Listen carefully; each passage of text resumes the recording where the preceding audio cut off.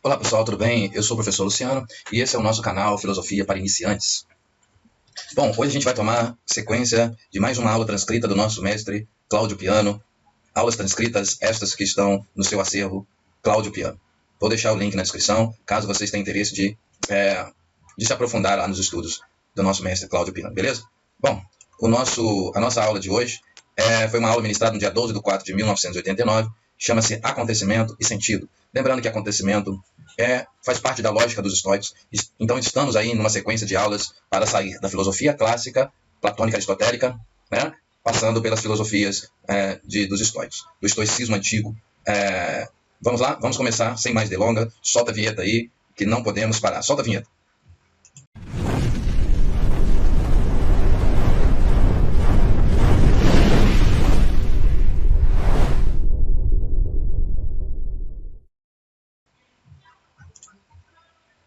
Os temas abordados nessa aula de hoje, eles estão aprofundados no capítulo 7, Cisão Causal, do livro Gilles Deleuze, A Grande Aventura do Pensamento, de Cláudio Piano. Tá? Então ele vai começar, lembrando que é uma aula transcrita partindo de fitas cassete dos anos 80, obviamente. A gente ainda não tinha a tecnologia que nós temos hoje, com a internet, com os MP3. Então as aulas eram gravadas em fitas cassete, por isso que aqui está escrito lado A. Então vamos começar. Eu vou fazer a leitura, isso é uma imersão, e a partir da leitura a gente vai fazendo algumas interpretações, claro, porque eu já li esses textos, eu já trabalhei com esses textos em sala de aula, então para você que nunca teve contato, fica conosco aí. Dê o seu joinha, compartilhe, para que chegue a mais pessoas essa nossa videoaula, beleza? Bom, a intenção nessa aula é mostrar para vocês os filósofos antiplatônicos. Inicialmente, apenas duas filosofias da Grécia, Epicuro e Lucrécio, e os estoicos. O objetivo seriam esses dois. Agora eu tenho que levá-los a entender o problema. A questão que eu considero principal é sempre o problema entendido. Aí fica muito fácil de trabalhar. Eu vou começar a mostrar a questão para vocês. Para atingi-la, no entanto, eu posso utilizar outros filósofos. Meu problema não é o filósofo, meu problema é o problema. É essa a minha questão. Eu posso usar qualquer coisa, indiferentemente, desde que aquilo sirva. É uma prática importante no pensamento. A gente utiliza alguma coisa a partir de que aquilo sirva. Depois, se não servir mais, joga-se fora. É descartável. É exatamente o pensamento descartável. Pessoal, o que o Cláudio está colocando aqui é o que eu costumo fazer em sala de aula. Muitos alunos ficam perguntando, vai trabalhar esse filósofo, vai trabalhar aquele filósofo? Vai trabalhar uma sequência de filósofos? Não. A gente trabalha o problema. O pensamento é problemático. E aí a gente se faz valer de arte, de literatura, de música, de cinema, né? E também dos filósofos. Mas aí fica a seu critério usar esse ou aquele filósofo, desde que você entenda o problema que a gente vai enfrentar aqui. Eu vou começar devagar porque provavelmente vai chegar mais gente. E chegando mais gente, não vai entender o que eu estou falando. Aí morre tudo, não tem jeito. Não chegou no começo, não entende. Primeira questão. Uma questão muito fácil. Nós usamos as palavras para falar. Usamos-las para nos comunicar. Mas cada palavra é dotada de muitos significados. Aqui, pessoal, ele está entrando numa questão semiótica, tá? Uma questão de comunicação. Semiótica / semiologia.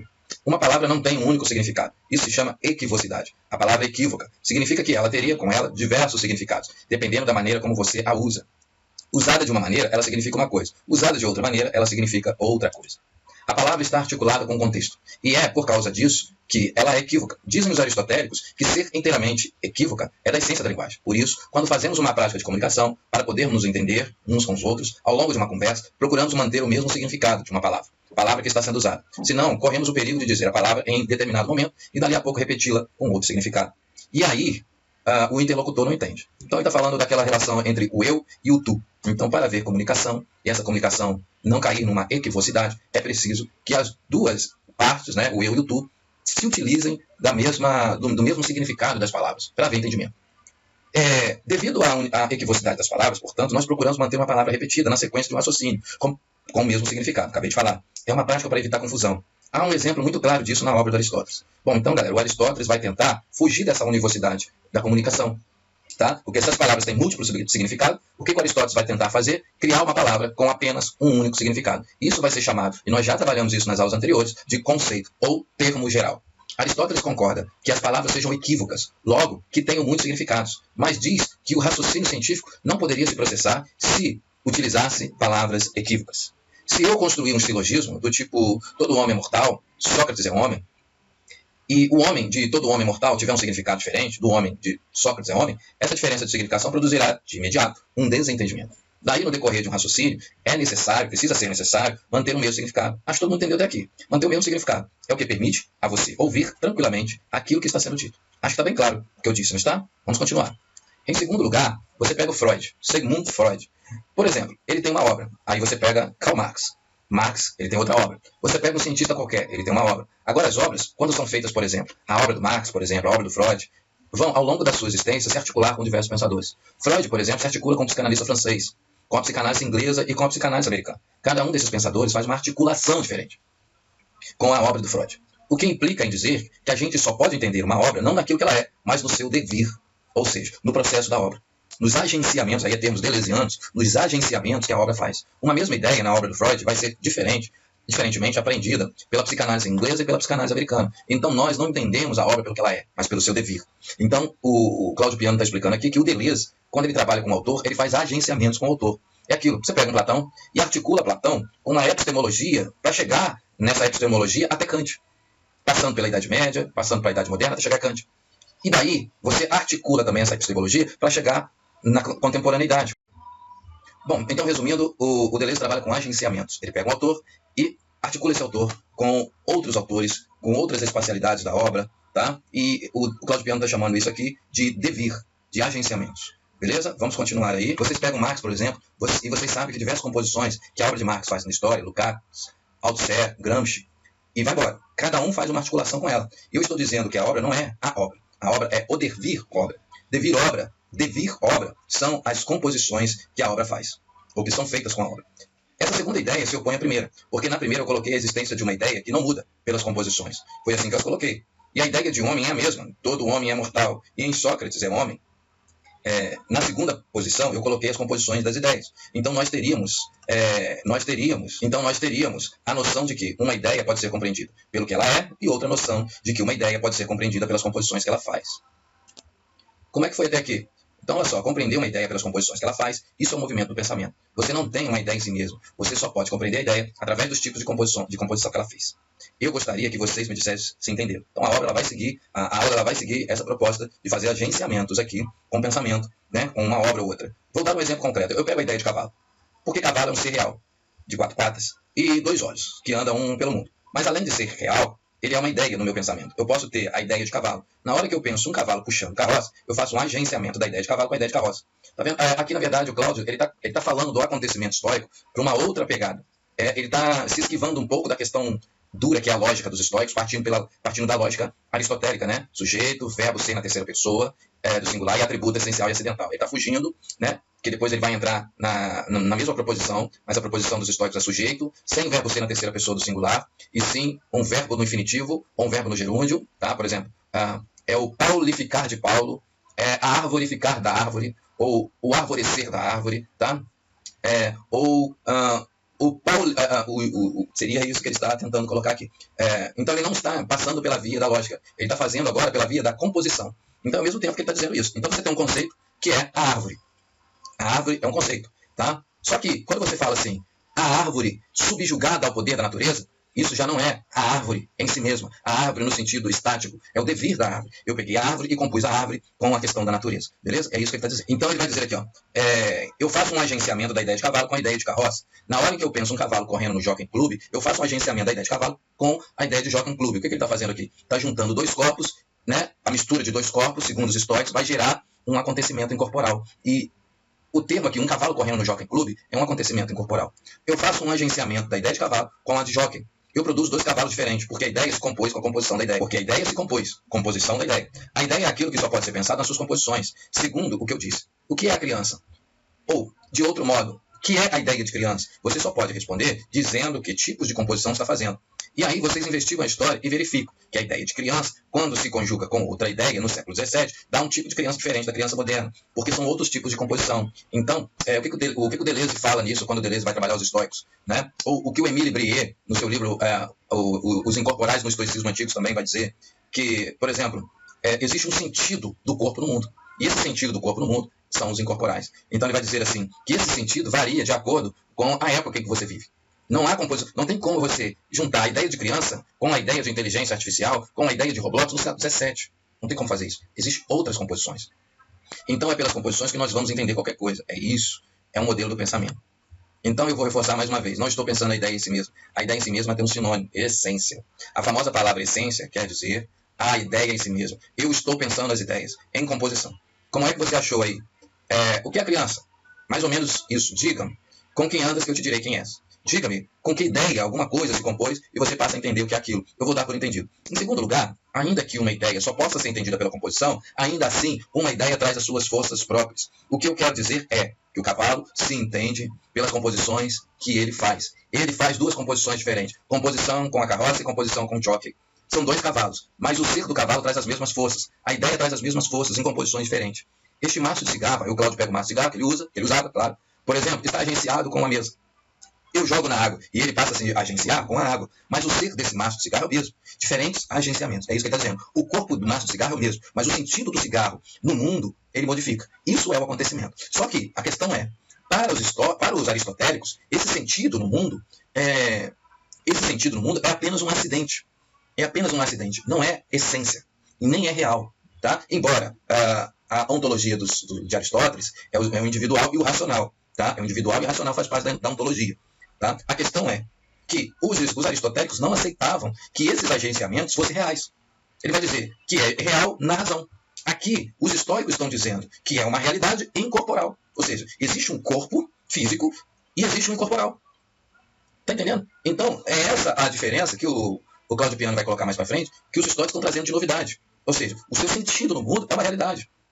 O seu sentido no mundo, além de ser um efeito do encontro do teu corpo, é uma realidade. Ali possui uma ética, ali possui uma estética, ali possui uma epistemologia. Não muda a essência do corpo, mas muda o sentido do corpo no mundo. Tá? Então ele vai dizer aqui, ó, não importa qual seja o agenciamento, o ser é o mesmo. Mas os agenciamentos que vão ser feitos vão fazer diferença. Eu vou esperar ver se entenderam. O que você achou? Vai perguntar para um aluno. Aí ele vai colocar. Outra aluna vai perguntar. O Cláudio vai responder. O que eu estou dizendo é o que está sendo passado nesta aula. Quando você pega a obra do Platão e do Aristóteles, a essência de um ser é o significado daquele ser. O significado daquele ser é a essência do ser. Tá vendo? Então, nos aristotélicos e nos platônicos, o sentido no mundo é o significado do ser. Tá? E é a essência daquele ser. O significado daquele ser é a essência do ser. E aquele significado não pode mudar. Porque se o significado mudar, muda a essência do ser. Então, qual é o problema do Aristóteles? Jogou a essência no sentido. Jogou a essência no significado. E ali colocou a essência, a ideia de essência, em Platão e Aristóteles, é uma ideia estática, é uma ideia ligada à eternidade. Tá? Porque eles estão preocupados com a transformação. Eles querem superar a transformação do mundo. Os estoicos não. Os estoicos lidam justamente com as transformações do mundo. Isso não era só os estoicos. Eram todos os filósofos antiplatônicos. Porque o Ocidente ele vai se constituir pela filosofia de Platão e Aristóteles, através da Idade Média, tanto com São Tomás de Aquino, Aristóteles, tanto com o Santo Agostinho, com Platão. Então, essas composições, e a Idade Média, tanto a patrística quanto a escolástica, elas vão ser ali um agenciamento apenas desses dois autores, Platão e Aristóteles.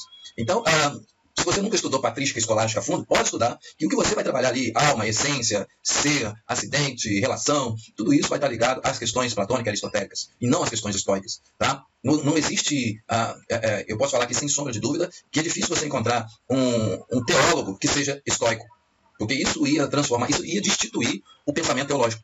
É uma nova configuração da teologia. Tá? E como a gente sabe, não existe essa desconfiguração teológica do campo do pensamento. Beleza?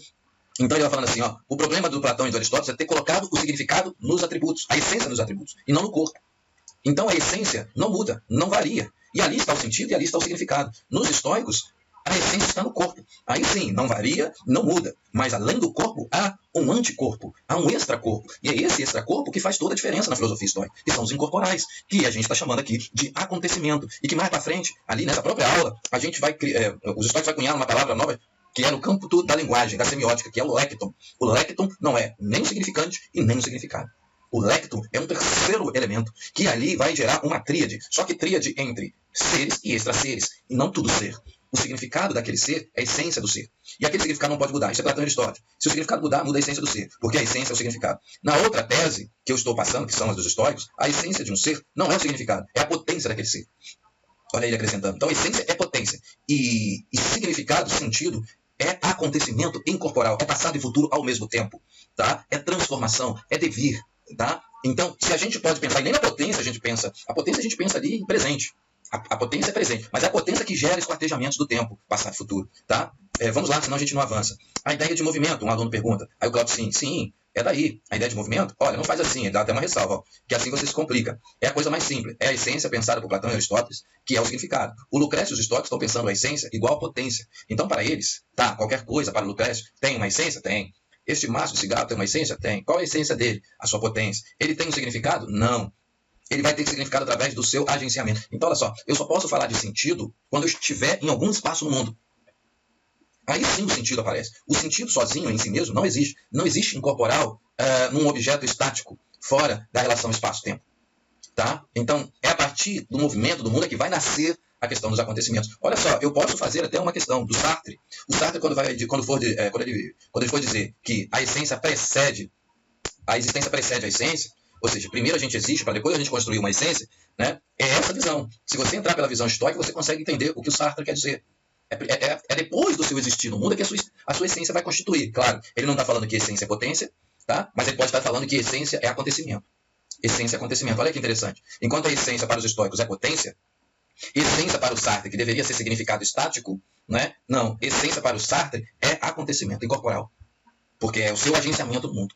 Né? Simone de Beauvoir, que depois vai vir com a famosa frase, não se nasce mulher, torna-se mulher. Ou seja, não se nasce conceito, torna-se conceito a partir do acontecimento. Tá? E aí ele vai dizer aqui, ó, tem, esse maço de cigarro tem uma essência? Tem. Qual é a essência dele? A sua potência. Isso para os estoicos. Ele tem um significado? Não. Um maço de cigarro não tem significado nenhum, só tem potência. Potência de ampliar a sua potência. Tá? Então uma coisa é ver o mundo pela estaticidade de uma eternidade ideal, Platão e Aristóteles, e outra coisa é ver o mundo pelo efeito de uma potência. Tá? Ele não vai ter significado através do agenciamento. O significado é um efeito das potências. Não é originário, é secundário. Viu? Deu para entender aqui, não é isso? Eu vou repetir para vocês, pega bem, porque talvez muitos dos problemas que você tem em relação a esse tipo de filosofia, essas questões, marcas, signos, etc., essas coisas que aparecem, você venha a resolver aqui. Veja o que eu estou dizendo. Todo ser tem o quê? Tem potência. Mas não tem o quê? Significado, sentido. Não tem o lectum. Ele não tem significado. Ele tem potência. Agora, quando a potência de um ser entra em contato com a potência de outro ser, há um efeito. O efeito é o significado. Entenderam? Eu vou tentar para ver se vocês entenderam isso, viu? Quem é que trabalha com a potência? Quem é que trabalha com o significado? Quem trabalha com o significado é a linguagem. Quem trabalha com a potência é a física. Então, o campo do significado, logo, o campo dos efeitos das potências é a linguagem. Tá vendo? Então, para Platão e Aristóteles, a linguagem é a origem. É a origem do ser. O ser se constitui pela linguagem. Então, a linguagem, quando o Platão está falando de mundo das ideias, ele, na verdade, está constituindo uma linguagem universal. É isso que ele quer dizer. E essa linguagem universal, ela é moral e ela é espiritual. Já em Aristóteles, essa essência, essa linguagem, ela é geral, conceitual, ela não é moral, ela até pode ser moral, mas ela não é moral, ela é ética, mas ela é lógica. Então, e ela é científica. Então, a ciência nasce a partir do pressuposto do Aristóteles. Tá? E aí vão constituir as filosofias científicas. E em Platão, as filosofias religiosas. Tá? As filosofias religiosas, as filosofias estéticas vão se constituir a partir de Platão e as filosofias científicas vão se constituir a partir de Aristóteles, dentro do cômputo dessa linguagem, que é uma linguagem que é a causa, que causa limite nos corpos. A linguagem de Platão e Aristóteles, a partir da epistemologia do Platão, livro 6 da República, já dei essa aula, constitui limite nos corpos. A linguagem aqui não constitui limite nos corpos. A linguagem dos estoicos e nos atomistas, elas são os incorporais dos corpos. Elas são os efeitos dos corpos no mundo. A secundaridade, tá? O algo secundário.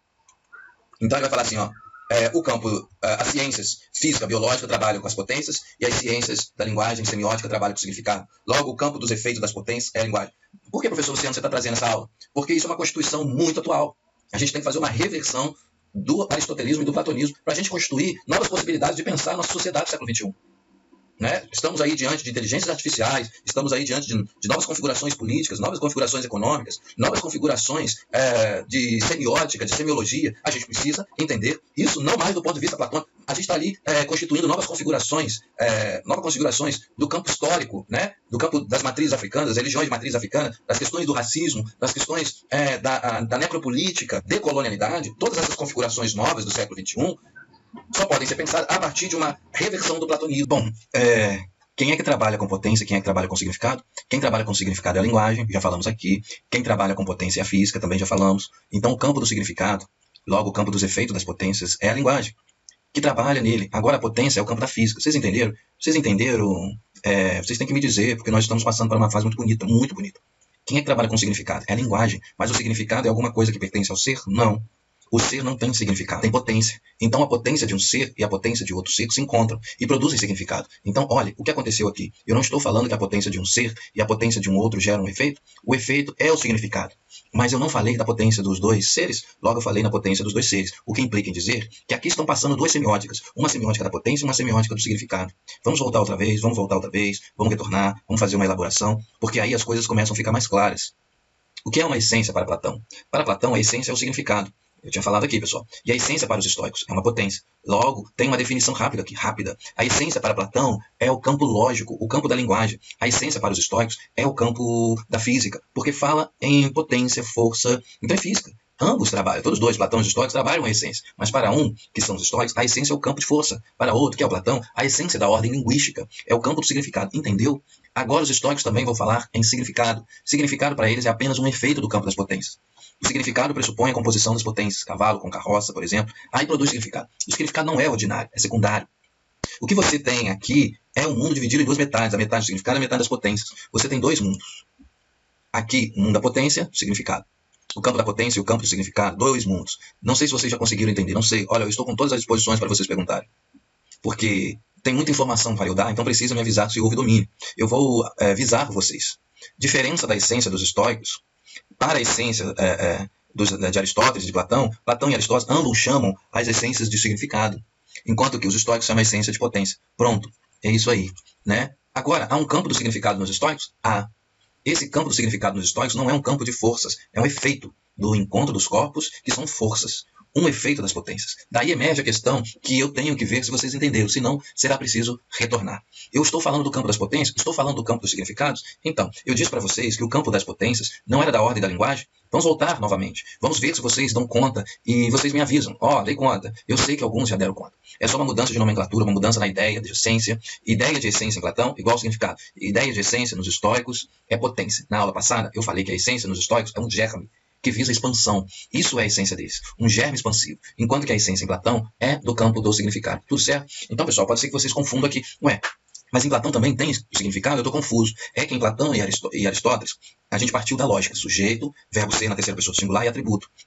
Quando eu digo Paulo é homem, a essência de Paulo não está em Paulo, está em homem. Vocês entenderam? Isso é Platão e Aristóteles. A essência está deslocada do ser físico e orgânico, está posta nas ideias e na significação lógica, no termo geral. Então, por exemplo, quando o Aristóteles ele vai fazer uma abstração, ele vai usar vários tipos de seres para gerar um único ser, e esse ser é um termo, é um nome geral, que é o significado. Então, por exemplo, eu pego vários homens físicos, ou seja, Paulo, João e Jonathan, e ali abstraio deles aquilo que é semelhante e crio um conceito geral. Por isso que ele está falando aqui que é o significado. Então, o significado é o que o Platão e Aristóteles chamam de essência. E essência metafísica, porque não está no corpo. A essência nos estoicos, ela é física, ela é um germe, ela é uma potência. Mas e o significado? Também não tem significado nos estoicos? Sim, esse significado nos estoicos é uma nova realidade que compõe os seres, é o efeito do encontro dos corpos em potências. A potência dos corpos que se encontram gera um efeito, e esse efeito é o significado. Para distinguir significado no Platão e Aristóteles, significado nos estoicos, basta colocar conceito em Platão e Aristóteles e sentido nos estoicos e nos atomistas. Beleza? Fica mais fácil vocês entenderem. É que aqui o Claudio Piano está usando um único termo, que é significado. Ele poderia ter usado aqui a questão do sentido. Tá? Ou já usar logo o termo acontecimento, ou usando aquilo que Emile Brie vai dizer dos estoicos, o lecton, tá? Já no plano da linguagem mesmo. Mas vamos ver se ele vai fazer isso. Agora, para os estoicos, existe o campo do significado, mas o campo do significado não é o campo das potências, é um efeito das potências. Tá vendo, gente? Ele vai repetindo. Isso é aula transcrita, tá? Isso é uma didática forçada para o aluno entender. Não tem como o aluno não entender. Então fica conosco que essa repetição ela é uma repetição para o pensamento ser forçado a pensar. Na linguagem estoica, o campo das potências é o campo dos corpos. O campo do significado é o campo do acontecimento. Aí ele começou a limpar o terreno. Então pare de usar significado no estoico e use apenas acontecimento. Que aí fica mais fácil, tá, galera? Mas vamos continuar. Dá o crédito pro mestre Claudio Piano. Então são dois mundos para os estoicos. O dos corpos é a física e o dos acontecimentos é a lógica. Pegou? Então é isso aí que ele está tentando colocar aqui. Satisfeito, viu? Não estou. Ainda não foi, não é? Não foi. Ainda não foi. Só há como ir se vocês perguntarem. Porque eu não fico sabendo onde é que não está indo. Aí o Claudio vai colocar assim, não, sobre uma indagação de um aluno. Não, vamos primeiro entender o que é isso que eu estou dizendo. Por exemplo, eu sou um corpo. Qual é a essência do meu corpo? É potência, é afeto, é expansão, é uma germinação, tá? É quando você coloca uma semente na terra e a potência da semente junta com a potência da terra e ali gera um acontecimento, e esse acontecimento se chama uma flor. A flor é o acontecimento. A flor é do campo do sentido, que ele está chamando aqui de significado. A flor é um significado novo dado ao corpo, mas não existe nem na semente e nem na terra esse incorporal. Esse incorporal ele surgiu do encontro das potências. Então, a potência é ilimitada. São duas essências que se encontram germinativamente e geram ali um significado, um sentido. Mas esse sentido só se compõe em determinado lugar, ou seja, só se compôs quando a semente se juntou com a terra. Se a semente tivesse juntado com um telhado, pelo menos, ia gerar um outro acontecimento. Tá vendo? Então, o limite é dado no campo da linguagem, às potências que se expandem, mas esse limite ele é delimitado ao espaço e ao tempo em que se encontra aquele encontro de corpos. O meu corpo tem significado? Não, ele não tem significado, ele tem potência. É isso que ele tem. Agora, quando o meu corpo se encontra com outro corpo, ele produz, junto com outro corpo, um efeito. O efeito não é potência, é significado. O aluno inaudível, Cláudio, esses corpos são os poderes? São, exatamente. Só que a resposta foi só para você, não é? Os outros não vão entender. Aí ele responde mais um aluno. Mais um aluno. Não, você não pode falar em nenhum corpo que não esteja conjugado com outro corpo. Eu expliquei isso na aula passada. Um corpo é sempre uma conjugação, tá? Conjugação, ele está chamando de conjugação aquilo que ele andou falando de agenciamento, tá? Um corpo só existe em agenciamento com outro corpo. É sempre uma conjugação de potências. Sempre que você encontrar um corpo, ele está conjugado com outro corpo. Então, necessariamente, aparece o campo do significado. Por que o campo do significado é um efeito da composição das potências? Então aparece o campo do significado. Mas o campo do significado não é potência.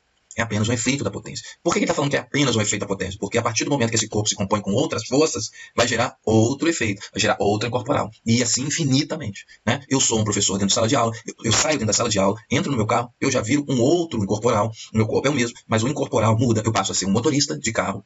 E eu saio com o meu carro na rua, eu paro o carro no estacionamento, entro no shopping e passo a ser um cliente da loja. Porque eu entro numa loja e aí o vendedor me pergunta, o que você quer, meu senhor? Ele não sabe que eu sou professor. Ou seja, aquele encontro do meu corpo com o corpo da escola não existe mais. Por quê? Porque aquilo é um efeito incorporal. E o efeito incorporal é apenas. O apenas aqui significa o quê? Que o sentido do mundo está no passado e no futuro. É um esquartejamento. A única coisa que é presente é o meu corpo. Mas o meu corpo sozinho, ele só quer afeto. Ele não dá sentido social, tá entendendo? Então, o sentido social, a socialização, aquilo que a sociologia vai chamar de socialização, é o encontro dos corpos, é um efeito. Então, eu posso produzir inúmeros efeitos. É isso? É isso que a gente está tentando falar aqui com os estoicos. Sinceramente, eu já não sei mais. Só se vocês fizerem perguntas, aí eu quebro o galho. Agora eu já me repeti. Aliás, isso ocorre. É muito interessante que o Gilles Deleuze, quando escreve a lógica do sentido, repete uma mesma coisa 35 vezes. Até que ele diz, bom, eu já não tenho mais nada a dizer. Ele repetiu 35 vezes aquilo. Beleza, hein? Não há mais o que falar, a não ser que vocês perguntem. Aí eu dou derivadas. Bom, vamos lá. Aí o aluno. Alguém afirma que já está claro.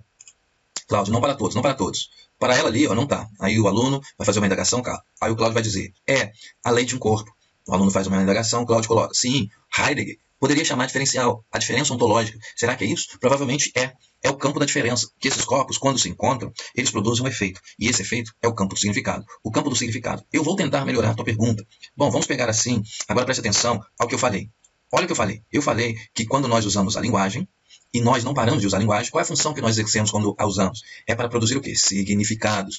Todo mundo usa a linguagem para produzir significado. É nítido, é facílimo de entender isso. Todos nós estamos usando a linguagem, produzindo significados. Ainda que a palavra significado possa ser palavra muito geral. Mas é evidente que se eu chego para você e digo assim, blá, blá, blá, blá, blá, você diz, não entendi, porque não tem significado. A linguagem está sempre articulada com essa questão de significado. Então é evidente que a linguagem está articulada com o efeito do campo das potências. Mas parece um problema. Por que parece um problema? Porque eu falei dos corpos, eu falei da potência, eu falei dos corpos, mas disse que o campo das potências não é o campo do significado. Eu estou usando a linguagem para falar de alguma coisa que não é do reino do significado. Não sei se vocês entenderam, eu estou usando a própria linguagem para falar de algo que não é do reino da linguagem, do significado. Então complica muito. Se a linguagem tem a função de falar do significado, e nós usamos a linguagem para falar de alguma coisa que não é do reino do significado, pois a linguagem fala dos corpos. Então a linguagem não poderia falar daquilo, ou não poderia existir na história o que se chama semiótica. O que é semiótica? É a ciência dos signos. E a semiótica que fala dos efeitos é uma semiótica do significado. A semiótica que fala dos corpos é uma semiótica energética. Apareceu alguma coisa nova, uma semiótica que não trabalharia com o campo da significação. Eu não sei se foi bem aqui, se deu para entender. Imediatamente alguma coisa nova apareceu. Ou seja, nós temos uma ilusão de que a semiótica é sempre uma semiótica da significação. Mas por esse exemplo que eu estou passando para vocês, a semiótica não precisa ser somente da significação. No caso, ela também pode ser uma semiótica energética. Agora vamos ver se passou. Não, eu acho que não. Eu fracassei. Devido ao meu fracasso, eu peço que alguém me dê o café. Então é na hora que o Cláudio toma um café. Vamos tentar um exemplo miserável, da ordem da miséria total, para vocês entenderem. Qual o significado, digamos, do amor? Então eu daria essa prova para vocês, e aí cada um de vocês iria escrever o significado do amor. Veriam provas lindíssimas, não é? Eu ficaria aqui deslumbrado, coisas lindíssimas. Aí eu perguntaria para vocês, qual o significado da enzima? Quer falar um pouco sobre a enzima? Luiz, você vai verificar que quando os biólogos estudam a enzima, eles não estão preocupados com o significado da enzima, mas com as funções dela. O aluno, o significado não é consequência da função? Cláudio, é consequência da função. Mas quem está trabalhando numa semiótica energética não está procurando significações, está procurando funcionamento. A ele não interessa o que significa aquilo. A ele interessa como aquilo funciona. Aqui também uma certa linguística, vai perguntar o aluno. Ó, Cláudio, sim, uma certa linguística, exatamente. Uma certa linguística, que em vez, pode-se falar até na filosofia analítica inglesa, em vez de se preocupar com a significação, você está preocupado em saber a função daquilo, como aquilo funciona. Aluno, pode ser o amor ser uma energética, não é? A gente pode pensar um amor no sentido de um amor de energética, um amor em forma de função, Cláudio? Pode, deve-se inclusive, porque o amor é um corpo. O amor é um corpo. Lembra que os estoicos vão dizer que a máxima, tudo é corpo? Então o amor é um corpo. Você pode pegar o amor e compor o amor com outro corpo, por exemplo, o corpo do amor com o corpo da terra, vai gerar o quê? Essa é a questão. Se o amor não fosse um corpo, não estava grávida, né? A Rosana não estava grávida. Você entendeu? Ou ainda não? Está melhorando? Fala lá. Na semiótica energética, o que eu estou chamando de semiótica energética não é a investigação da significação, é a investigação da força, da função, do uso daquilo. Certo? Eu agora vou dar uma pausa e ver se eu consegui ser entendido. Fui entendido? Vocês entendeu? Você entendeu? Olha lá, hein? Você me responde assim. Há alguns que eu sei que entenderam, outros eu fico na dúvida. Isso quer dizer, pessoal, que tem muita gente assistindo essa aula. E o local onde o Cláudio está, ele é muito cheio, às vezes ficava lotado. Então o Cláudio ali, ele está falando que aqueles que estão na frente, mas aqueles que estão atrás estão meio escalados, e aí ele não sabe se todo mundo está entendendo. O que ocorre na história, segundo alguns pensadores, é que existiriam diversas semióticas, e não só essas duas. Eu coloquei duas, semiótica energética e semiótica do significado. Mas existiria mais do que isso. Existiriam múltiplas semióticas. A nós vão interessar as duas que os históricos estão trabalhando. Uma do significado, a outra energética. Agora eu sou um filósofo estoico, eu vou começar a falar dos corpos. Eu estou fazendo uma pesquisa de significado? Claro que não. Estou fazendo uma pesquisa de potência, de funcionamento. Como é que aquilo funciona? Os corpos funcionam, tal. Porque os corpos, literalmente, não significam nada. É muito duro isso aqui. Eles não têm nenhuma significação, mas funcionam. Não são do campo da significação. O campo da significação é feito dos corpos. Pronto, dei por entendido. Quer dizer que o corpo só tem sentido quando aliado à sua função? O que ele quer dizer aqui, pessoal, nesse momento específico, que é muito mais importante a gente entender a composição que o corpo faz, para depois a gente justificar o sentido que vai gerar no mundo, na socialização a partir desses encontros. É isso? Então, é mais importante eu entender como um aluno se compôs, como o corpo de um aluno se compôs com o corpo da arte marcial, para a gente justificar o fato dele ter dado um golpe num primozinho, numa festa, e esse primo ter sido desmaiado e estar em coma, induzido no hospital. É isso. É isso. É descobrir a funcionalidade das potências que germinam e no encontro dos corpos que se dão, para depois entender o efeito. Isso quer dizer também, pessoal, que quando a gente tem uma doença, essa doença aparece, na verdade, já teve composições, funcionamentos, antes de chegar a essa doença. Né? E essas composições que o corpo foi fazendo é que a gente precisa investigar. É isso que ele está chamando. Está dizendo que é mais importante do que a questão do incorporal. Aqui está dando mais importância à potência do que o sentido socializado, né? Que é o incorporal no mundo. Beleza? Ele vai dizer, eles não têm nenhuma significação. Tá? Ele deu por entendido, o aluno vai perguntar. Quer dizer que o corpo não tem sentido quando aliado a uma função? Que o corpo só tem sentido quando aliado à sua função? Eu acho que ele vai responder que sim, vamos ver. Ó, Cláudio, mais grave ainda, o corpo não é aquilo que se entende por sentido e por significado. O corpo se entende pela função, pelo uso, pelas práticas potenciais. Assim que se entende o corpo. Os corpos não podem ser explicados pela semiótica do significado. Os estoicos estão fazendo um longo deslocamento. Utilizar a semiótica do significado para compreender os corpos é uma tremenda tolice. Porque o corpo é do campo da potência. Como é que você foi? Agora, a questão do significado. O que é o significado? O significado é um efeito da composição dos corpos, o que mostra que o mundo estoico é dividido em duas séries. A série acontecimento e a série corpo. É assim que eles dividem o mundo. De um lado, o corpo e de outro, o acontecimento. O acontecimento é uma entidade significativa, mas não é uma entidade de potência. A potência é o corpo. Eu acho que foi bem. E olha, por mais importância que eles dão ao corpo, o corpo não tem significado nenhum. Parece que a gente está num paradoxo, né? É muito importante o corpo ser estudado, mas o corpo não tem significado nenhum. Então é diferente a gente dizer que o corpo é importante, e uma coisa é a gente dizer que o corpo é importante, outra coisa é a gente dizer que o corpo não tem significado nenhum. Né? Porque a gente poderia associar na nossa lógica binária que uma coisa tem a ver com a outra. Os estoicos estão separando isso. Aqui você tem literalmente a física estoica. Atenção para os domínios que vai aparecer aqui. A física estoica é facílima, é potência, corpos, germes, expansão.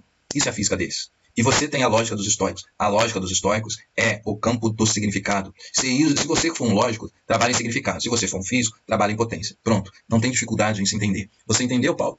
Não tem dificuldade em se entender. Agora nós vamos entrar em uma página difícil, vamos entrar num momento difícil. E eu pergunto novamente se isso está entendido. Porque é a base para se entender o que vem a seguir. Né? Vamos trabalhar.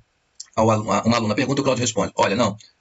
Nós vamos examinar o que é exatamente o acontecimento. Mas a natureza dos acontecimentos é diferente da natureza dos corpos. A natureza dos corpos é a potência. A natureza dos acontecimentos é o significado. Vamos começar agora a fazer um trabalho radical e rigoroso para vocês entenderem o que vai acontecer aqui. Então vamos. Primeira parte do trabalho só pode ficar entendida se vocês tiverem compreendido o que eu acabei de explicar. Há uma lógica dos estoicos. A lógica dos estoicos é a dos corpos? Não. A lógica é dos acontecimentos. É isso, a lógica dos estoicos. Agora, no Aristóteles, há também uma física e uma lógica. Mas a lógica aristotélica, a lógica, não estou falando dos corpos. Não é a lógica do acontecimento, é a lógica do conceito. E sim Aristóteles em Platão. Nós agora temos que diferenciar a lógica do conceito aristotélica de uma lógica do acontecimento estoica e atomística. Não sei se vocês entenderam aqui. Há uma diferença inicial e uma identidade entre Aristóteles e os estoicos. Porque para Aristóteles há corpos e lógica. Física e lógica. Para os estoicos também, a física e lógica. A física dos estoicos é a potência dos corpos. A lógica dos estoicos é acontecimento. A lógica do Aristóteles é a lógica do conceito. Agora eu vou fazer uma explicação para vocês. Você entendeu, Bruno? São coisas totalmente novas, não é? Inteiramente novas. Todo corpo vivo tem uma capacidade de representar os corpos que os afetam. Todo corpo vivo representa em si o corpo que o afeta. Por exemplo, a imagem do Bruno me afeta e eu represento o Bruno dentro de mim. Para ficar bem claro, todos os corpos vivos, ou para ficar ainda mais claro, antropológicos, aí não tem como errar, né? Ou seja, todo corpo humano pode representar nele os corpos que o afetam. Afetou, consequência, representação. Então, Cláudio, então Carlos me afetou, eu represento Carlos. Tá? O que quer dizer representação? Representação quer dizer alguma coisa que está presente fora de mim. Está represente dentro de mim. Representação quer dizer que alguma coisa que está presente fora de mim está represente dentro de mim. Aí eu não sei se vocês entenderam. Gente, essa hora que eu explico para os alunos o que é representação. Representação é trazer de volta aquilo que já passou. É trazer ao presente aquilo que já passou. Então, por exemplo, fora de mim está presente, dentro de mim está represente. Porque dentro de mim mostra que lá fora já passou. Isso é representação. E está presente. Eu tenho a imagem de Eliandro, isso é representação. Eu represento aquilo que está fora de mim a partir do instante em que aquilo que está fora de mim me afeta. Se eu não me afetar, não faço representação. Segundo um aluno físico, eu não posso ter, por exemplo, a capacidade de representar determinados sons que os cachorros representam. Não é isso? Porque esses sons não me afetam. Eu represento aquilo que me afeta. A representação é sinônimo de marca. Eu represento porque eu sou marcado por aquilo. Nos estoicos, isso se chama representação sensível. Nós, os humanos, somos capazes de fazer representações sensíveis de tudo aquilo que nos afeta. Além disso, nós somos capazes de fazer representação racional. Agora ele vai explicar aí o que é representação racional. Porque a representação sensível a gente já explicou. A representação racional é extrair das representações sensíveis semelhanças e identidades. Aí fica mais próximo dos aristotélicos. Por exemplo, nesse instante, eu estou sendo afetado por vocês. Então, de cada um de vocês, eu faço uma representação sensível. A representação racional é tirar de vocês o que é diferente e ficar com o que de vocês é semelhante. Não sei se entenderam. Ou seja, pela representação racional, eu construo a ideia de homem. A ideia de homem não é uma representação sensível, ela é uma representação racional, originada no conjunto das representações sensíveis. Aí eu constituo a ideia de homem. De onde eu tirei a ideia de homem? Eu tirei a ideia de homem das representações sensíveis, ou seja, de todos os homens que eu fui afetado e estão marcados em mim. E ali eu extraí semelhanças entre todos eles e gerei a ideia de homem. Porque eu excluo das representações sensíveis as diferenças. Não me importa o que Bruno tem seja maior do que o Olavo tem. Me importa que o Bruno e o Olavo tenham um tamanho. Não me importa se o Bruno pensa diferente do pensamento de Olavo. Não importa que ambos pensam. Eu fico com o comum, excluo o singular e formo a representação racional. O conceito aqui é a representação racional. Para quem? Para os estoicos. O conceito para eles seria representação racional. Entenderam? O aluno faz uma pergunta, Cláudio, não, mas a teoria dos conceitos de Aristóteles não é exatamente dessa maneira, mas não importa. O que importa aqui é a teoria dos conceitos dos estoicos. Depois eu explico a do Aristóteles, que tem muita semelhança com isso, muita semelhança, mas não importa. O que importa agora é a dos estoicos. Logo, para os estoicos, existe ou não representações sensíveis e representações racionais? Existe, mas a representação sensível e a representação racional são práticas corporais, são dos corpos, porque afetam os corpos. E a questão da lógica deles não é dos corpos. Então a lógica dos estoicos não é uma lógica da representação. Se não entendeu, nunca mais vai entender. Sim, eu ia dizer, poxa, está errado, mas isso é dos aristotélicos, foi o que eu falei lá atrás. É porque a diferença o aristotélico vai fazer a mesma coisa, vai extrair o conceito da representação sensível, daquilo que está gravado na memória. Só que isso que os aristotélicos vão fazer, né, que é a representação, a ideia de homem, não é uma questão dos corpos, tá? Já é uma questão da lógica, das ideias, porque ele jogou a essência nesse tipo de abstração. Tá? Aqui o Cláudio Piano não colocou, ele falou que vai explicar mais na frente a aula de Aristóteles, mas é isso que eu já estou colocando. Por quê? Porque a gente acharia que os estoicos nem fizessem representação racional. Eles estão fazendo representação sensível e representação racional nos corpos. Agora, quando eles forem trabalhar com os atributos, com os efeitos incorporais, não tem representação. Aí é que é a questão. Não tem representação. Não é aquilo que está gravado na sua cabeça. Esse é que é o problema. Então vamos lá que a gente tem muita coisa para enfrentar ainda, pessoal. Então, a lógica dos estoicos não é uma lógica da representação. Ó, isso aqui é uma pedrada, hein? Se não entendeu, nunca mais vai entender. Os estoicos vão gerar uma lógica fora da lógica modelo do Ocidente, que é a lógica da representação. Eles vão fazer uma lógica do acontecimento, que eu posso explicar depois de tomar um café e descansar um pouquinho. A segunda parte que eu vou dar não vai ser difícil, não. O Bruno ficou assustado, o Olavo... quer dizer, o difícil não é difícil só para vocês, é para mim também, pela intensa originalidade do que os estoicos estão dizendo. Por isso que é formidável a aula do Cláudio Piano, porque pode passar 20, 30 anos, essa aula ainda é de grande importância. A gente precisa entender isso, porque é difícil até para a gente explicar nos dias de hoje. Parece fácil, mas na hora que você se dá conta com a aula do Cláudio Piano, explicando os estoicos, que a gente já leu isso aqui há bastante tempo, a gente já fez outras aulas, a gente lendo dentro ali do miolo da aula, aqui na imersão, a gente sente a dificuldade. Há um texto em que os estoicos dizem que se Adão, por que Adão? Porque Adão é o primeiro homem. Se Adão olhar para uma lagoa, de maneira nenhuma ele conseguirá descobrir se entrar lá no fundo de suas águas, ele morrerá asfixiado. Dizem eles que olhar para a lagoa não é suficiente para descobrir que a lagoa afoga, nem olhar para o fogo. Dá para descobrir que o fogo queima. O que os estoicos estão dizendo é que a representação sensível, pelo menos da água e do fogo, não gera conhecimento. Você tem aquela representação sensível, mas com ela você não descobre nada daquilo ali. De alguma maneira, eles estão colocando em crise um conhecimento fundado na representação sensível. Ponto. Segundo, para os estoicos, na hora que você faz uma representação racional, você utiliza substantivos comuns, a mesa, cadeira, homem, faz-se representações racionais, utilizando substantivos para representar o objeto racional. O objeto racional é diferente do objeto sensível.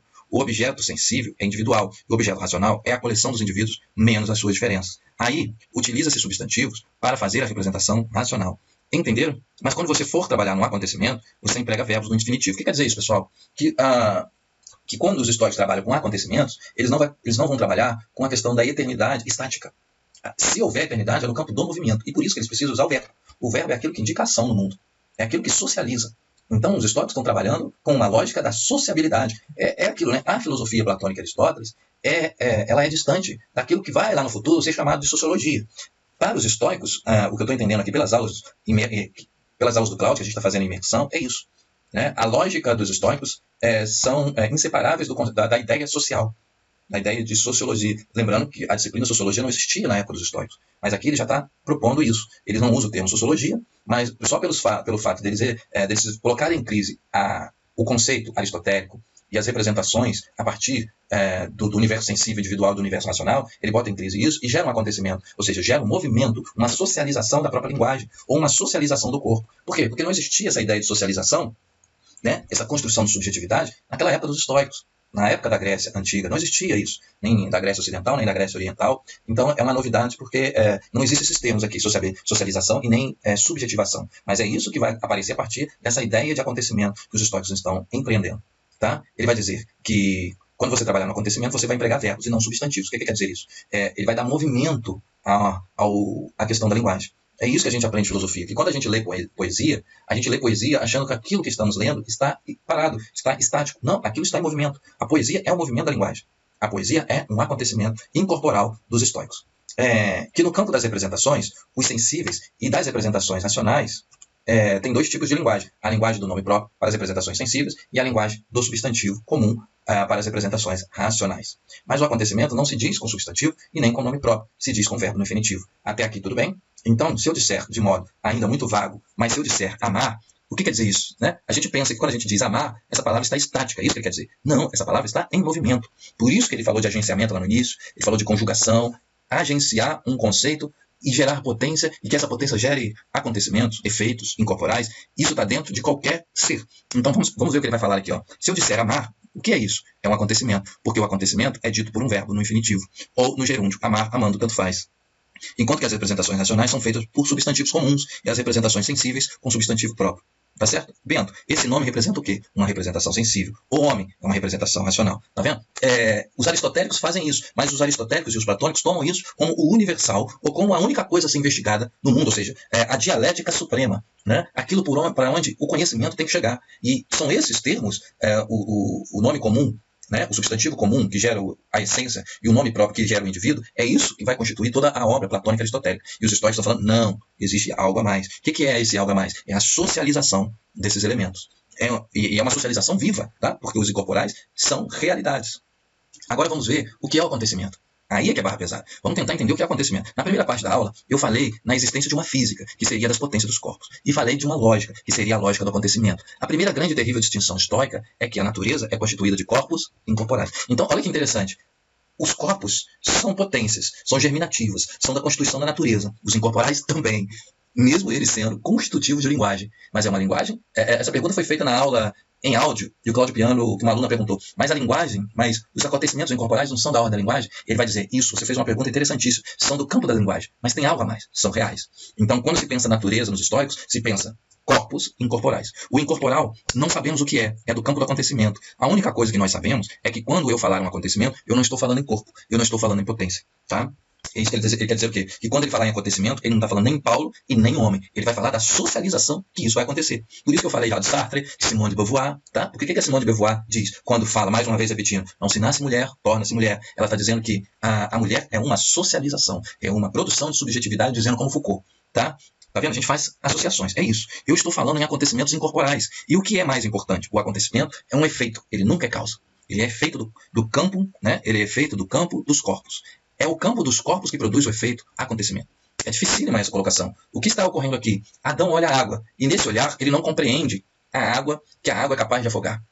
Ele não compreende. Mas no momento em que Adão fizer uma experiência com a água, ele vai descobrir que se ficar sob a água, ele vai se afogar. O que vai acontecer aqui? Na hora em que Adão olha para a água, ele tem dela uma representação sensível. Logo, Adão está numa dimensão do tempo, na dimensão presente. Então, os corpos, potência de corpos, e as representações sensíveis se dão na dimensão do presente do tempo. Mas depois de ter feito essa experiência, depois de ter feito socializações e de compreender que a água afoga, ele é capaz de fazer dentro dele uma ideia do futuro. Então, fazer socializações é produzir um futuro. O que é uma ideia do futuro? Ele faz a ideia, se o meu corpo se conjugar com o corpo da água, eu vou me afogar. Já afogar não vem da experiência. É uma coisa que está no futuro. Ou seja, o acontecimento traz para o mundo o que o mundo não tem. Porque o mundo é constituído de corpos e potências no presente. O acontecimento traz o futuro. Traz o futuro. Adão consegue agora ir além da experiência. Ele vai mais longe. Ele vai à compreensão do que acontecerá se ele entrar debaixo daquela água. Isso não está no presente, está no futuro. O acontecimento é a chegada de uma nova dimensão do tempo. Não sei se foi bem, entendeu? O acontecimento está trazendo dentro da natureza uma dimensão do tempo que os corpos não têm. Porque os corpos só teriam dimensão presente. O acontecimento é a possibilidade do homem ultrapassar a experiência. Ele ultrapassa a experiência. Tá vendo? Então, não é que a experiência é a socialização. É que o acontecimento é que é a socialização. E essa socialização que nós estamos colocando é muito mais pesada do que eu pensava. Porque esse acontecimento ultrapassa a experiência. Ele vai além da experiência. Ele sabe que o resultado dos encontros dos corpos, por isso que o acontecimento é dito por um verbo no infinitivo. Afogar, queimar, botar a mão no fogo e queimar. Não sei se vocês estão começando essa última aula é magnífica. Por que o homem não bota a mão no fogo? Porque ele tem dentro dele um sentido que não está no mundo, está no espírito dele. Entenderam? O espírito dele é que contém aquilo. Mas o acontecimento é inteiramente real. Não sei se vocês entenderam. Está aparecendo alguma coisa que não é dada nas representações, mas é o poder que o sujeito humano tem de ultrapassar o campo das experiências e se projetar para o futuro. Ele se projeta para o futuro por causa do acontecimento, porque o acontecimento é o resultado do encontro dos corpos. E o espírito humano tem sentido dentro dele. Eu acho que ficou difícil, hein? Ficou difícil. Vocês tinham que falar um pouco, eu vou voltar com outras terminologias. O que ficou aqui, que passou batido, foi que ele já colocou direto que o acontecimento ultrapassa a experiência. Né? E há uma questão ali do Adão. Vamos voltar aqui no Adão, né? Que a questão do Adão é muito interessante. Né? Olha só, o que é uma ideia do futuro? Ele faz a ideia. Se meu corpo se conjugar com o corpo da água, eu vou me afogar. Mas vamos buscar antes aqui, ó. Ele vai falar aqui, ó. O que está ocorrendo aqui? Adão olha a água e nesse olhar ele não compreende que a água é capaz de afogar. Então, afogar não está no presente. Ele não compreende. Mas no momento em que Adão fizer uma experiência com a água, ou seja, o corpo dele com o corpo da água, ele vai descobrir que se ficar sob a água, ou seja, se houver uma duração daquele corpo, daquela conjugação, de uma extensão, se aquele corpo se expandir mais naquele encontro com a água, vai descobrir que ele vai se afogar. O que vai acontecer aqui? Na hora que Adão olha para a água, ele tem dela uma representação sensível. Logo, Adão está numa dimensão do tempo, que é presente. Então, corpos, potência e corpos e as representações sensíveis se dão na dimensão presente. Mas depois de ter feito a experiência, então olha só, ele vai ser obrigado a fazer a experiência. Então aí é do campo do empirismo. Ele tem que experimentar. Ou seja, o corpo do Adão tem que se conjugar com o corpo da água. A questão é a duração. Aí vai entrar Bergson. Porque você precisa você precisa ter uma duração ali. Não é só entrar na água que você já tem a experiência do futuro, que é o afogamento. Não, você precisa estender. E essa extensão é tempo. É isso. Então, a gente entendeu aqui, não é isso? Ele vai fazer colocar essa dimensão. Podemos voltar, tá? Então, Adão, ele ultrapassa a experiência porque ele ultrapassa a dimensão de duração, né? A dimensão do tempo. Então, o futuro, para acontecer, precisa de uma duração. Precisa atravessar a duração. Porque isso que o acontecimento é dito por um verbo infinitivo, afogar, queimar, botar a mão no fogo, tá? Então aqui a gente está no campo do verbo. A gente avança um pouco porque isso é filosofia. Por que o homem não bota a mão no fogo? Porque ele tem dentro dele um sentido que não está no mundo, está no espírito dele. E dentro do espírito dele há a duração. Porque ele precisa entender a expansão que o corpo dele faz no encontro de outro corpo. Porque aí ele já prevê o efeito que vai dar. Então o que ele está dizendo aqui, que esse ultrapassamento, ou seja, esse futuro, que o acontecimento é um ultrapassamento, porque o acontecimento é um efeito. E esse efeito a gente pode aprender a lidar com ele a partir da experiência. Então, o que é a experiência? O que é o empirismo nos estoicos? O empirismo nos estoicos é a duração do tempo. Tá? Será que o Bergson vai falar isso? Será que quando o Bergson falar de duração, ele vai falar que essa duração é o que vai gerar o ultrapassamento do dado, né? Dos fatos dados? Está aparecendo alguma coisa que não é das representações, mas é o poder que o sujeito humano tem de ultrapassar o campo das experiências e se projetar para o futuro. Ele se projeta para o futuro por causa do acontecimento, porque o acontecimento é o resultado do encontro dos corpos. E o espírito humano tem sentido dentro dele. Eu acho que ficou difícil, hein? Ficou difícil. Vocês tinham que falar. Eu vou voltar com outras terminologias, ele já tinha falado isso, então vamos avançar. Olha, é abstração. Ele está interagindo com um aluno que indagou com ele, né? De alguma maneira, porque ele acontece no espírito, mas simultaneamente ele acontece no real. Ele acontece no real. Ele é inteiramente real. Ele é espiritual, mas não é algo do corpo. É uma consequência do encontro dos corpos. Queimar e afogar não são corpos, são consequências. São consequências. É exatamente porque os homens possuem o acontecimento que eles ultrapassam o campo experimental. Eles vão acima da experiência. Eles trazem para a natureza o futuro. Não foi. É a mesma relação do Kant, né? O Kant, quando ele falar de transcendental, o Kant vai procurar um ultrapassamento entre o realismo, entre o racionalismo e o empirismo. Né? E o transcendental é justamente para ultrapassar os dados da experiência. É isso? Porque mesmo você tendo os conceitos e mesmo você tendo a experiência, você ainda não ultrapassou. Então uma coisa é, a água ferve a 100 graus. Isso é experimentação. Agora o Kant está querendo fazer ciência. E ele vai buscar essa ciência, que está emperrada no empirismo, porque a experiência do empirismo não te dá o universal. E o universal que nós tínhamos é um universal estático. A gente precisa de um universal em movimento. O que é um universal em movimento? É você conseguir prever o futuro. Só que prever o futuro é uma noção espiritual, é uma noção mística. A gente precisa transformar isso em ciência. Os estoicos estão chamando isso de acontecimento e o Kant vai chamar isso de transcendental. Beleza? Então, o futuro. Como que o Kant coloca o futuro? Ele vai usar a terminologia verbal, justamente como os estoicos estão colocando. Só que em uma outra nomenclatura. O Kant vai dizer sempre que a água ferve a 100 graus. Sempre que a água chega a 100 graus, ela ferve. Aí sim, você ultrapassou a experiência. Falar a água ferve a 100 graus é uma experiência. Está implícito o futuro, mas ele ainda não é um fato. Tá? A água ferve a 100 graus. É um fato, está estático.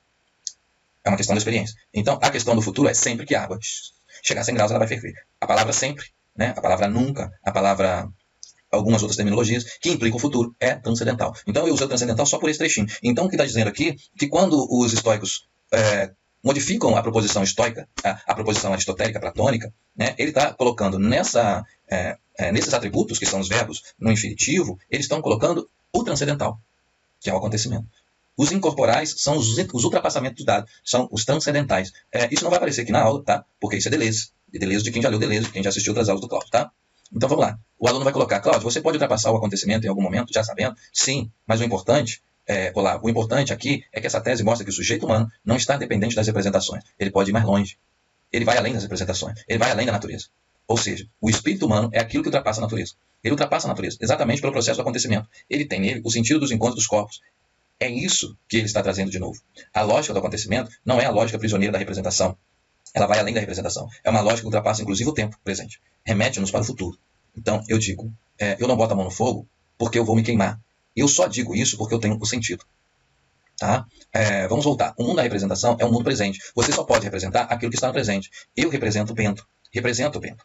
Retorno com o presente. O mundo do acontecimento libera para nós, pelo menos nesta aula, uma dimensão do tempo que o mundo dos corpos não liberou. A dimensão futuro. Só pode aparecer em nós pelo acontecimento, não pelos corpos. Pelos corpos só temos o presente, mais nada. Enquanto que o acontecimento já nos leva a saber que sem nada, que nada tenha acontecido. Construímos um saber que não é dependente das representações.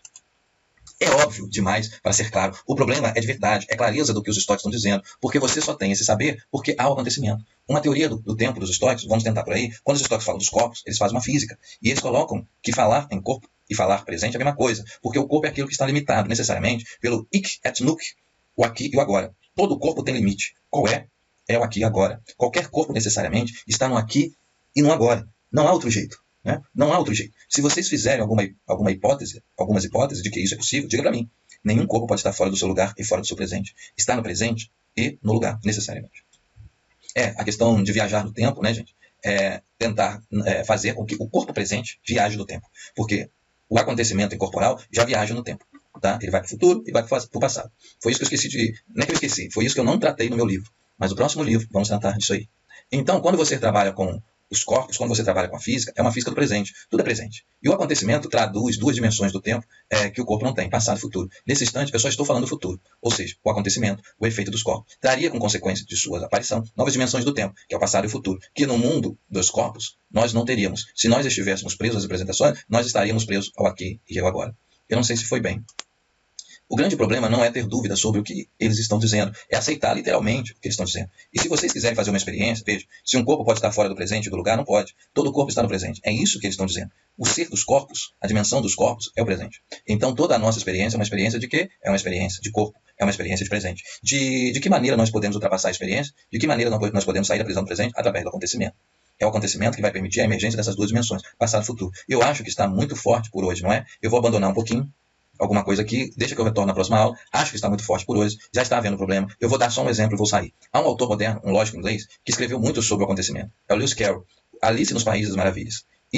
Isso tudo é lógica do acontecimento. Por isso é que nós temos dificuldade de entender, porque nós estamos acostumados a trabalhar com conceitos na representação sensível e na representação racional, que isso tem nos estoicos, mas isso é um motim principal nos aristotélicos e nos platônicos. Quando ele introduz a noção de acontecimento, o que ocorre? No acontecimento, o que não existe em termos de dimensões temporais, não existe presente. O acontecimento não existe o presente. O presente é só do corpo. Então a grande originalidade dos estoicos é a grande originalidade deles. É ter dividido o tempo em duas dimensões, que ele chama de esquartejamento do tempo. De um lado presente, dos corpos, de outro lado passado e futuro, dos acontecimentos. Eu acho que está bom por hoje, viu? O acontecimento não pode ser representado. Claro, não pode. Não é presente. A representação que ela a reproduz passada. Porque quando eu a represento, eu represento. Olha, eu acho que você mesmo já disse que não reproduz. O que você tem presente é a imagem. Agora você codifica ou pontua essa imagem como do passado. Mas o que você tem é presente. A imagem é inteiramente presente. Aluna, o passado da imagem? Não, o passado é do acontecimento. É uma pergunta heideggeriana. Heidegger já fez essa pergunta. O que torna, digamos, esse móvel antigo? O que torna isso aqui antigo? Porque quando você está no campo do corpo, tudo que você tem é presente. Isso daqui é presente. Mas o que eu tenho dentro de mim é uma imagem presente. Não. Porque veja bem, ele dá com uma aluna. A imagem é um corpo presente em mim. Não importa. Não há como o corpo sair do presente. Não há. Ele não tem como sair. Ele está sempre prisioneiro ao presente. A lei do corpo é do presente. É muito fácil. Nesse instante, eu estou com a imagem de Macaé, que é a minha cidade. Mas eu estou com a imagem em 1900 e antigamente, tá certo? Mas a imagem que eu tenho aqui em mim é presente. É presente. O corpo não tem como escapar disso. Ele só vive no âmbito do presente. A dimensão do corpo é o presente. Se não houvesse o acontecimento, eu volto na aula que vem, volto com muito mais firmeza. Porque nós já passamos pelas dificuldades do corpo. É o acontecimento que vai trazer essas duas dimensões, passado e futuro. O que mostra que o acontecimento é o poder que um corpo tem de sair do presente. O corpo sai do presente pelo acontecimento. Agora eu vou deixar de lado e vou dar pequenos exemplos de outra teoria que pega isso daqui. Eu vou fazer uma coisa simples para vocês. Eu vou pegar um relógio. O relógio tem um ponteiro de minutos e de segundos. O segundo é a menor unidade de tempo do relógio. Eu vou chamar de menor unidade de tempo metafísica, um instante.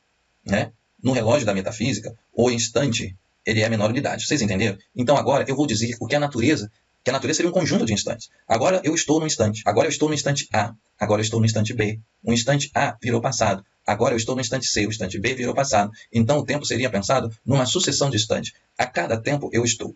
Eu estou no tempo presente. Eu saio de um tempo presente, saio de um instante e passo para outro instante. Eu passo de um presente para outro presente. Eu vou fazendo isso, saindo de um presente para outro presente, para outro presente. Indefinidamente. Isso seria uma teoria do tempo. Agora, eu não sei se vocês conhecem um fenômeno famoso chamado déjà vu. Vocês conhecem o déjà vu? É quando chega em um lugar e você diz, eu conheço esse lugar, ainda que você nunca tenha ido a ele. Um acontecimento que se dá com os atores. Muitos atores estão representando Hamlet, por exemplo, estão simultaneamente se vendo representar. Eles representam e se veem representar. Vocês conhecem esse fenômeno? É um fenômeno comum. Você está fazendo alguma coisa e está se vendo fazer aquilo. O déjà vu, que é muito mais claro, é quando você mistura aquilo que você está vendo com alguma coisa que tivesse acontecido na sua vida. É exatamente a tese dos estoicos. Eles dizem que nós não convivemos com o tempo como se fosse tempo, como se fosse presente. O tempo é imediatamente para nós presente e passado. Ou seja, ao olhar para Bento, eu estou ao mesmo tempo percebendo e memorizando o Bento. O tempo não pode ser pensado como uma entidade apenas presente. Ele é simultaneamente presente e passado. Por isso é que você entra num contato com alguma coisa no presente e, ao mesmo tempo, aquela coisa já é passado simultaneamente. É esse o fenômeno de você se ver representado. É esse o fenômeno do déjà vu. Aquilo é simultaneamente presente e passado. É exatamente essa tese que eles estão querendo explicar pela teoria do acontecimento. Eu vou dar por terminada essa aula porque eu não aguento mais. Nós voltamos à teoria do acontecimento muito mais fortalecidos na próxima aula. Muito mais fortalecido. Aqueles que quiserem algum texto, eu tenho textos básicos. E eu acredito que na próxima aula eu já possa passá-lo para vocês. Fim. Pessoal, chegamos a mais um fim de uma aula do Cláudio Piano. Fique conosco, dê seu joinha e nós voltaremos em breve com a sua próxima aula. E se eu não me engano, a próxima aula é Nietzsche e o Espírito de Vingança. Então dê seu joinha, apoie nosso canal, tem o nosso Pix aí, nos ajude a fortalecer, para nós crescermos. Vamos fazer talvez essa próxima aula numa live, né, para presentear os nossos 310 inscritos do canal. Um abraço e até a próxima.